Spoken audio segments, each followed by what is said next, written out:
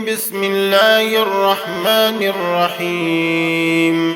الرحمن علم القرآن، خلق الإنسان، علمه البيان. الشمس والقمر بحسبان، والنجم والشجر يسجدان. والسماء رفعها ووضع الميزان، ألا تطغوا في الميزان. وأقيموا الوزن بالقسط ولا تخسروا الميزان. والأرض وضعها للأنام، فيها فاكهة والنخل ذات الأكمام. والحب ذو العصف والريحان، فبأي آلاء ربكما تكذبان؟ خلق الإنسان من صلصال كالفخار، وخلق الجان من مارج من نار.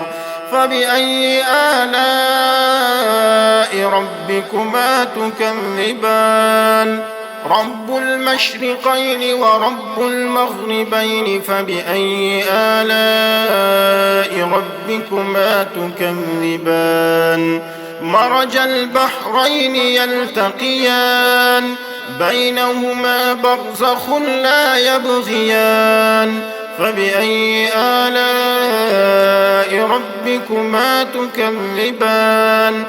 يخرج منهما اللؤلؤ والمرجان. فبأي آلاء ربكما تكذبان؟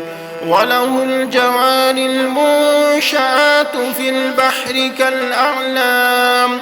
فبأي آلاء ربكما تكذبان؟ كل من عليها فان، ويبقى وجه ربك ذو الجلال والإكرام. فبأي آلاء ربكما تكذبان؟ يسأله من في السماوات والأرض كل يوم هو في شأن. فبأي آلاء ربكما تكذبان؟ سنفرغ لكم أيها الثقلان. فبأي آلاء ربكما تكذبان؟ يا معشر الجن والإنس إن استطعتم أن تنفذوا من أقطار السماوات والأرض فانفذوا، لا تنفذون إلا بسلطان. فبأي آلاء ربكما تكذبان؟ يرسل عليكما شواظ من نار ونحاس فلا تنتصران. فبأي آلاء ربكما تكذبان؟ فإذا انشقت السماء فكانت وردة كالدهان. فبأي آلاء ربكما تكذبان؟ فيومئذ لا يسأل عن ذنبه إنس ولا جان. فبأي آلاء ربكما تكذبان؟ يعرف المجرمون بسيماهم فيؤخذ بالنواصي والأقدام. فبأي آلاء ربكما تكذبان؟ هذه جهنم التي يكذب بها المجرمون، يطوفون بينها وبين حميم آن. فبأي آلاء ربكما تكذبان؟ ولمن خاف مقام ربه جنتان.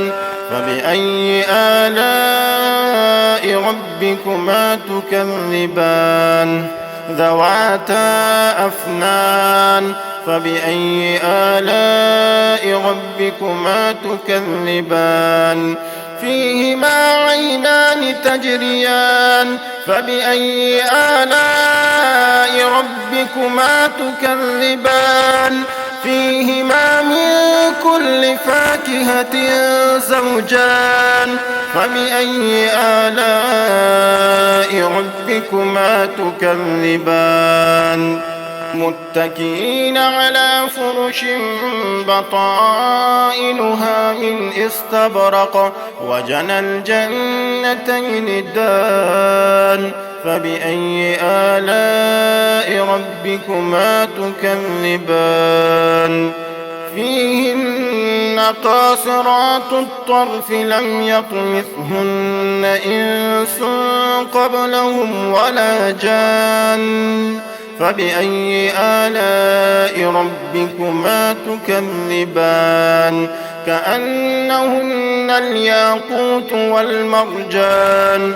فبأي آلاء ربكما تكذبان هل جزاء الإحسان إلا الإحسان فبأي آلاء ربكما تكذبان ومن دونهما جنتان فبأي آلاء ربكما تكذبان مدهامتان فبأي آلاء ربكما تكذبان فيهما عينان نضاختان فبأي آلاء ربكما تكذبان فيهما فاكهة ونخل ورمان فبأي آلاء ربكما تكذبان